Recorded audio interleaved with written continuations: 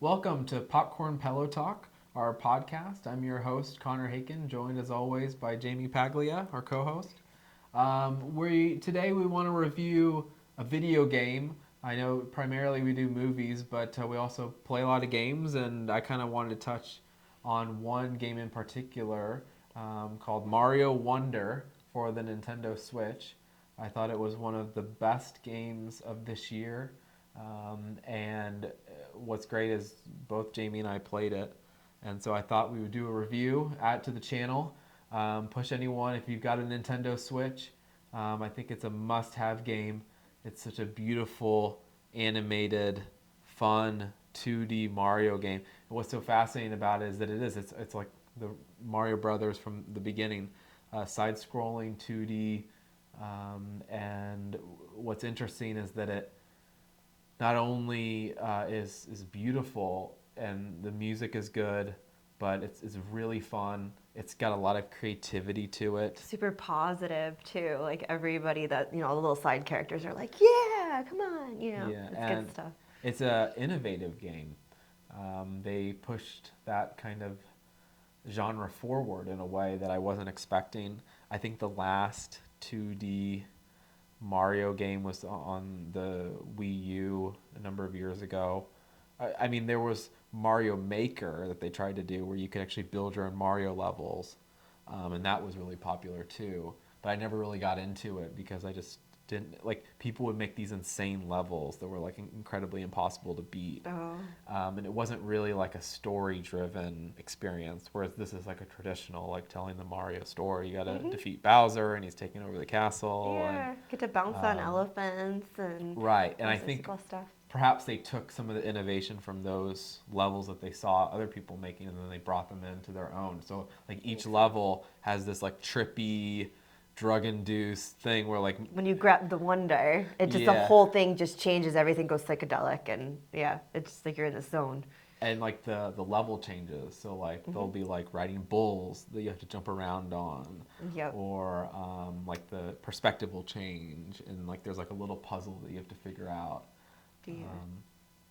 And the other thing that I really loved about it was that you can do co-op. So Jamie can play as Yoshi. And you can ride on me. It's Mario Elephant. It's hilarious to look at. It's little Yoshi, and then Mario turns into an elephant at one point, and he's huge. And I'm sitting there bouncing and giving him a boost on the like higher, levels and stuff. And they did it in a really smart way because Yoshi can't die from enemies. He can fall off and die, but he, it's like an easy He eats mode. the enemies like he usually does, and Right. you can, yeah, I like that part. And then also, if you do wind up falling out, you get like a what is it, like a 10-second grace period where you can kind of like flop around as a ghost, and other players can save you, which is something I haven't really seen in Mario before either. Yeah, it's there. It's online too, so you see other players playing as ghosts. It's like In the background or for it's a feature from Dark Souls or Elden Ring that is like a more intense, mature game. That's cool. And then they brought that to kids game, and it worked out really well. It makes the game feel more alive. Like Yeah. you see other people playing it, so you don't feel like you're just like stuck in a corner by yourself playing a video game. You feel like it's Yeah, you can kind of co-op with people, and yeah, and they can help you too. Like there was a couple of times where I would be in the secret world playing the hardest levels in the game, and there would be people there you could tell who were just helping other people. yeah, And I just waiting for remember- you to bounce off and die, and they're like, Yeah. you bounce off of them and you're back Yep. alive. Yeah, So because they like want to help you out, and that's like a really interesting experience to have that. Oh, and the posts too. They can set a flag down of themselves, and you can bounce off that Yeah. and revive yourself too, Yeah. which was really cool. Like I think there was one level in this game that was so hard. I think I spent like half a day. That light remember? one, Yeah. doot doot doot. It was so hard, but it was the most fun I had with that game because it was challenging. And Yeah. Who knew lights and colors and sounds could be so difficult to overcome? like there's a fine line between it being impossible or too much difficulty like that, and then having like one level that is extremely hard. You have Yeah. to devote to beating, but then once you beat it, you get that kind of I payoff. think it tiered reward. you up pretty well. Like it wasn't just going from easy to crazy. It was you gradually went up. Yeah, and I will say I got every Mario seed, Wonder Seed in that game. The Wonder Seed. So it's 100% completed, which doesn't happen often. I don't complete that many games. A lot of games, I just don't have time to complete them. But if it's Yeah. that good, it definitely. It was addicting for you. I seen you spend the whole day on that. So. Yeah, and it also if there's that element of having someone else play, or you watch me, or you can play a little bit too, that always makes it more fun. Yeah. So I definitely highly recommend Mario. It's adorable. It's absolutely adorable. Like, Yeah, and you just don't see that many games that are original like that are really fun to play. There's no microtransactions in it. There's nothing that is begging me to spend more money on it. It's not a freemium or anything. Yeah. Yeah. So I'll just give it my score now. I think it deserves a 10 out of 10 in terms of games for this year.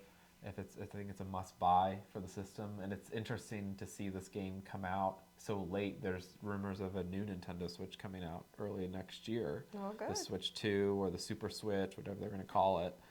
So an older console, to have a game like this come out that late in the cycle, I think is a great buy, experience to have. For all ages. Yeah. So do you want to give it a score?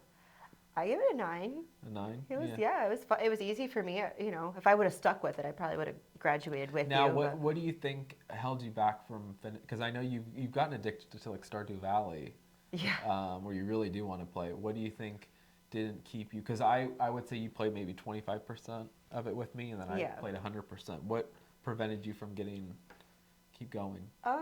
I don't think it was anything preventing me. I think I just, had other stuff to do, and you kind of, I saw that you could actually get to higher levels without me, so I was just like, Also, it's the coordination. I'm not very good with, joysticks and the controllers and stuff. So, which is actually kind of ironic because that's what I use to play the PC games that we play. But yeah, I think it was that just having to do multiple finger movements at once. I'm not very coordinated.